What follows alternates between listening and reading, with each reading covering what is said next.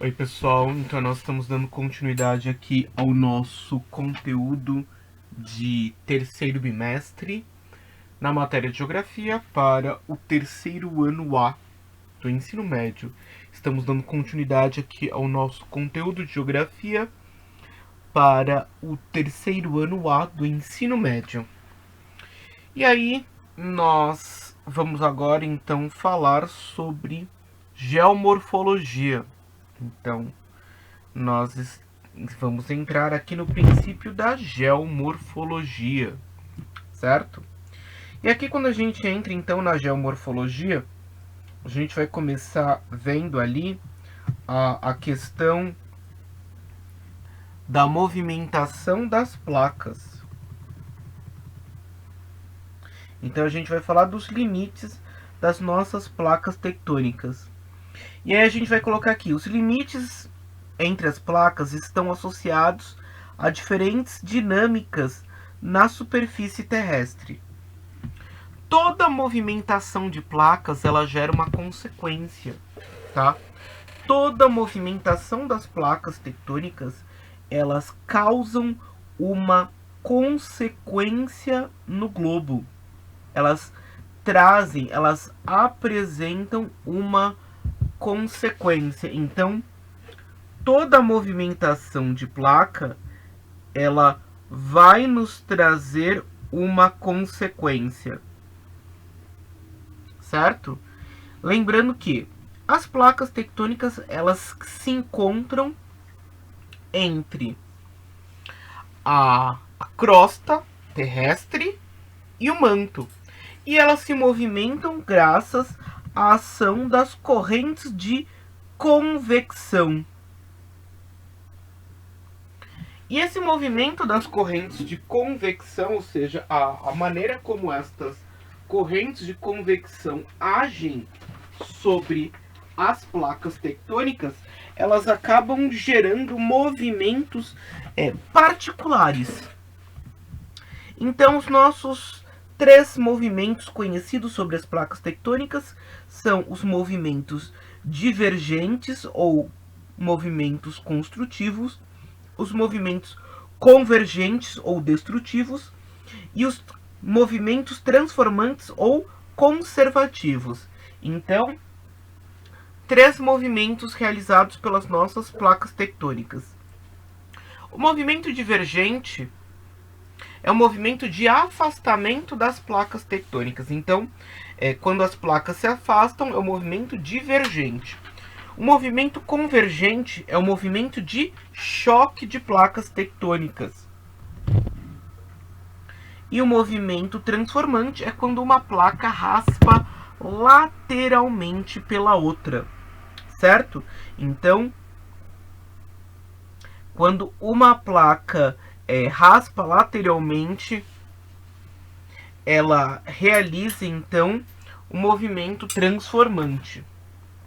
Quando as placas tectônicas se movimentam verticalmente, em relação às outras placas tectônicas, dão origem às epirogêneses, ou processos tectônicos que lentamente soerguem ou rebaixam grandes porções da crosta. Quando se movimentam horizontalmente, dão um movimento de orogênesis, processos tectônicos que dobram e soerguem imensos blocos rochosos. Então, as placas tectônicas, elas podem realizar movimentos epirogenéticos ou movimentos orogenéticos, certo? Então, as placas podem ter estas duas ações, a ação epirogenética ou a ação orogenética. A ação epirogenética, ela é uma movimentação como se o bloco inteiro se levantasse ou o bloco inteiro rebaixasse, certo? É uma visualização nem sempre compreensível a olho nu, mas é um processo que leva, que demanda tempo. Já o movimento orogenético, ou movimentos de origem de orogênese, esse movimento ele é realizado de uma maneira muito mais rápida, certo? Porque ele é realizado, então, ele causa o que a gente chama de dobramento. Então, o movimento de orogênese, ele causa os nossos dobramentos. A contínua movimentação das placas, além de influenciar na dinâmica do relevo terrestre, também é responsável pela contínua mudança ao longo do tempo geológico, na configuração da distribuição das terras emersas na superfície terrestre. Ou seja, a movimentação das placas tectônicas, ela causa a movimentação dos nossos continentes. Então, as nossas crostas continentais, elas são movimentadas pela ação da placa tectônica, ou seja, as placas tectônicas, elas são movimentadas graças a essa movimentação das placas. Seguinte, vamos lembrar a questão aqui. Essa movimentação das placas, ela só acontece porque o manto se movimenta. São as correntes de convecção realizadas pelo manto que geram a movimentação das placas. A movimentação das placas, elas acontecem de uma maneira totalmente constante. Muitas vezes a gente cria a imagem de que as placas elas realizam uma movimentação em períodos constantes, mas na verdade essa movimentação que as placas realizam, ela é de maneira ininterrupta. Acima de tudo, para a gente entender o que? A movimentação das placas, elas funcionam como um sistema de equilíbrio da pressão do manto. Então, o manto, ele exerce uma constante pressão sobre as placas. E as placas se movimentam como uma forma de consolidar o equilíbrio da pressão do manto. Garantir que o manto permaneça, então, todo na mesma porção territorial, ou seja, todo no interior do planeta. Por isso que as nossas placas tectônicas estão se movimentando. Lembra que a gente já falou? Se não existisse placas tectônicas, se fosse somente um bloco rochoso único, o nosso planeta seria uma grande bomba relógio. Porque chegaria o momento onde a pressão que o manto exerce sobre a crosta seria insuportável e o nosso planeta iria sucumbir. Por isso que são placas várias e se movimentam, porque esse processo de movimentação é um movimento de consolidação do equilíbrio, certo? Lembrando duas ações principais, as forças epirogenéticas e as forças orogenéticas.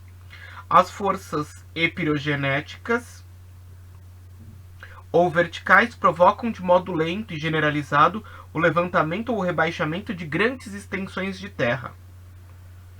As forças orogenéticas provocam dobramentos de extensas áreas da crosta, dando origem a cadeias montanhosas na superfície do planeta. Lembrando, a formação epirogenética, a formação orogenética, ela não é imediatista. Não significa que a formação montanhosa ela acontece de uma hora para outra, mas essa movimentação geológica ela é gradual. Existe uma sequência gradual para que essa transformação aconteça. Não é uma transformação imediatista. A grande questão aqui é essa. Não é uma transformação imediatista. Todas as transformações que nós estamos pontuando aqui causada pelas 3 práticas de ação que a placa realiza, elas acontecem de uma maneira gradual, levando em conta, então, o nosso tempo geológico. Então, nós temos aqui as definições, vocês tinham ali na imagem anterior, que falava divergente, afastamento de placas associadas à expansão do fundo oceânico, formação de uma nova crosta. Porque quando se afasta, o magma sobe, chega na superfície e rapidamente endurece. Convergente, encontro de placas associado à formação de cordilheiras montanhosas, continentais e fossais, submarinas, e a ocorrência de terremotos e erupções vulcânicas. Então, o movimento convergente ele é o mais perceptível. Quando nós temos um choque de placas, esse choque causa efeitos diretos na crosta terrestre. Transformante, deslocamento horizontal entre placas associada à formação de falhamentos na crosta e a ocorrência de terremotos. Então, quando a gente fala aqui no movimento transformante, uma placa raspa pela outra. E nesse movimento, quando uma placa raspa pela outra, pode-se ter a ação dos nossos terremotos. E agora a gente vai entrar nos agentes formadores e modeladores do relevo. Forças naturais internas, endógenas, e externas, exógenas, são responsáveis pela constante formação e transformação do relevo. Nós temos os agentes internos e os agentes externos, agentes endógenos e os agentes exógenos. Cada um desses agentes apresentam uma atuação particular. Agentes endógenos, nós temos aí no quadrinho: tectonismo, movimentação das placas tectônicas; epirogênese, soerguimento e rebaixamento de grandes áreas da superfície terrestre, associado ao movimento lento vertical das placas tectônicas. Então, o movimento da epirogênese é um agente endógeno. Orogênese, formação de dobramentos, cordilheiras na região das bordas de contato das placas tectônicas, associada a movimentos convergente horizontal. Lembra que a orogênese ela gera o famoso dobramento. Lembra lá, a gente sempre associava a questão do choque de placas, do movimento convergente com o dobramento. Um movimento orogenético, um movimento de base de orogênese. Vulcanismo, extravasamento de magma proveniente do manto da Terra em direção à superfície, acompanhado ou não de gases e cinzas, podendo formar montanhas e ilhas vulcânicas. Pessoal, vamos lembrar aqui o vulcanismo um pouco? Primeiro, o vulcanismo, ele é resultado de um dobramento, certo? É resultado de um choque de placas. Todo vulcão é uma montanha, mas nem toda montanha é um vulcão, tá? Todo vulcão é uma montanha, mas nem toda montanha vai se configurar por vulcão. Essa configuração de vulcão depende de um conjunto de fatores naturais. Então, a montanha precisa ter dentro de si uma chaminé, que vai garantir que o magma possa chegar à superfície. E esse magma, ele quando chega na superfície, ele recebe o nome de lava. Todo vulcão vai dar sinal que vai explodir. todo vulcão. Todo vulcão, ele dá sinais que vai entrar em erupção. Os vulcões, eles podem ser definidos em 3 etapas. Ele pode ser extinto, onde ele não vai entrar em erupção jamais. Acabou. Ele pode ser estar em estado de dormência, ou seja, o vulcão está dormindo. E essa dormência, ela pode durar dias, semanas, meses, décadas, séculos, até milênios. Então, o vulcão em dormência, ele pode ficar por séculos dormindo e de repente entrar em erupção. E ele pode ser ativo, ou seja, se encontrar em constante erupção. O nosso vulcão ativo, ele se encontra expelindo lava a todo instante. Mas, por exemplo, um vulcão que entra em erupção, ele percorre algumas ações antes. Primeiro, o que acontece? Um tremor de terra na base do vulcão. E o vulcão, antes de expelir a lava, ele expele rochas e gases tóxicos. Nem sempre a erupção vulcânica vai ter lava. Muitas vezes a erupção vulcânica vai ser somente com os gases e de repente, para-se os gases, ele para de expeli-los. Simplesmente para a atividade vulcânica. Certo? Mas todo vulcão dá sinais.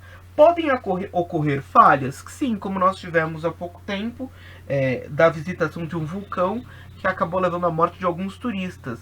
Mas isso é uma exceção à regra. E os abalos sísmicos, vibrações ou tremores de terra decorrentes do movimento do contato das placas tectônicas.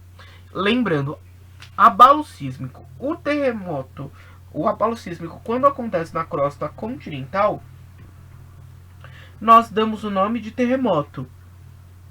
O abalo sísmico, quando acontece na crosta oceânica, ele ganha o nome de maremoto ou tsunami, formação de um tsunami, certo? Então, todos esses agentes endógenos. Agora a gente vai falar dos agentes exógenos. Intemperismo. Então, o intemperismo é o quê? É a desagregação ou decomposição das rochas provocados por agentes físicos, químicos e biológicos, como a ação do vento, da água e de organismos vivos, respectivamente. O intemperismo, então, é o desgaste físico ou químico, ou seja, a própria alteração de temperatura causa transformação do relevo. Erosão, transporte e deposição de material desagregado e decomposto, sedimento, em áreas mais baixas. Então, a erosão é o desgaste. Aqui até eu mudaria um pouquinho. A descrição que ele coloca para nós, erosão, transporte e deposição, a gente tem que entender que a erosão é o desgaste e o produto da erosão é a sedimentação, certo? A erosão é o desgaste. Então, o desgaste da crosta, o desgaste da rocha, o desgaste da montanha é o nosso processo erosivo. E o resultado do processo erosivo é a sedimentação, tá? Então, o produto da erosão é a sedimentação, certo? E por fim, um dos principais agentes exógenos, que é o homem. A grande diferença que nós temos aqui da ação antrópica, da ação causada pelo homem, para a ação causada pela própria natureza, é que a ação causada pelo homem, ela é imediatista, vamos classificar assim. Ela acontece de uma maneira muito rápida, constante. A transformação muito perceptível, certo?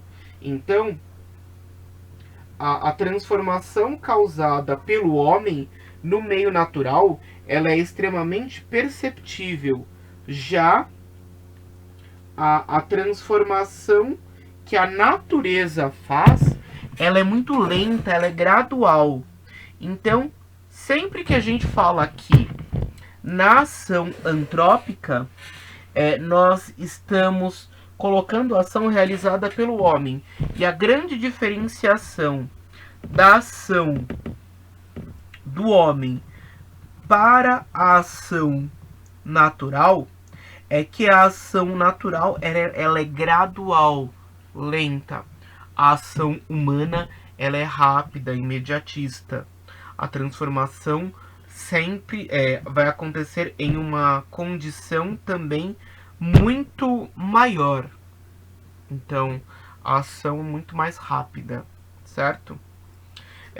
Acredito que vale a pena depois a gente voltar a essa nossa discussão, principalmente quando chegar a nossa apostila e nós tivermos a apostila em mãos, vale a pena retomar alguns pontos aí da nossa discussão quanto à percepção da nossa geomorfologia, tá? Desse processo de formação e transformação do relevo, certo, pessoal? Então, por enquanto, eu vou preferir, eu sei que vocês já estão com a apostila 3, mas eu vou preferir por enquanto que permaneçamos com as nossas atividades publicadas no Classroom, certo? Então nós vamos permanecer por enquanto com as nossas atividades publicadas aqui no Classroom. Então, como vocês já estão acostumados, publicarei uma atividade no Classroom, vá lá, responda. Certo? Tchau, pessoal. Até a nossa próxima atividade. Tchau, pessoal. Até a nossa próxima aula. Uma dica. Eu já dei essa dica, eu já falei sobre isso, mas vale sempre a gente retomar essa questão. Nós estamos em uma revisão. E uma revisão, ela não tem a função de aprofundar conceitos, e sim de apresentar conceitos. O aprofundamento dos conceitos é de responsabilidade de cada um. Acho que aqui chega um momento onde vocês têm que ter a consciência para quanto à produção do conhecimento. Que não é só de responsabilidade da escola, do professor, mas também de vocês. Então, a pesquisa coerente e consciente sobre os conceitos ela é válida. A dúvida, a pergunta, ela é agora necessária. Então, se vocês tiverem dúvida quanto ao conteúdo, tiverem dúvida quanto a conceitos, querem esclarecimentos sobre alguns conceitos, estou à disposição, certo? Tchau, pessoal. Até o nosso próximo vídeo, até a nossa próxima atividade. Tchau.